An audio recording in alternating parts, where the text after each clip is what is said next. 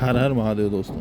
किसी ने कहा कि एक दिन में अयोध्या से बनारस आप अच्छी तरीके से घूमकर वापस आ ही नहीं सकते हो, तो हमने सोचा करके दिखाते हैं। सैटरडे शाम को 6 बजे हम निकले बनारस के लिए। बनारस में रात में पहुंचे और खा पी कर हम गए सुबह 4 बजे उठकर हम चल दिए अस्सी घाट, क्योंकि वहाँ पे हम नाव से जाने वाले थे ललिता घाट काशी विश्वनाथ दर्शन के लिए।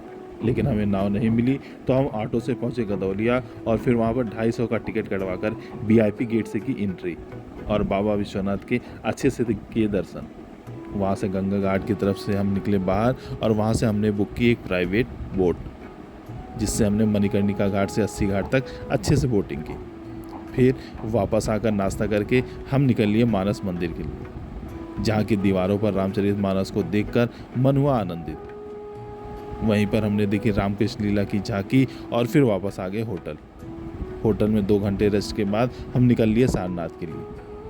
वहाँ पर हम सबसे पहले गए बौद्ध टेम्पल और फिर उसके बाद बगल में ही था बौद्ध वृक्ष, जहाँ भगवान बुद्ध ने अपने प्रथम 5 शिष्यों को उपदेश दिया था। फिर सारनाथ स्तूप को देखते हुए इंडो चाइना टेम्पल गए।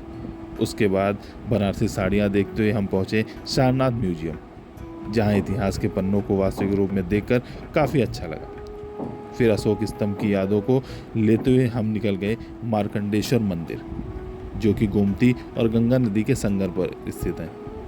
वहाँ भगवान शिव की आराधना के बाद हम चले गए स्वरवेद महादेव मंदिर, जहाँ की खूबसूरती देखकर मन काफ़ी आनंदित हुआ और उसका हमने दिन और रात दोनों की लाइटिंग का आनंद लिया।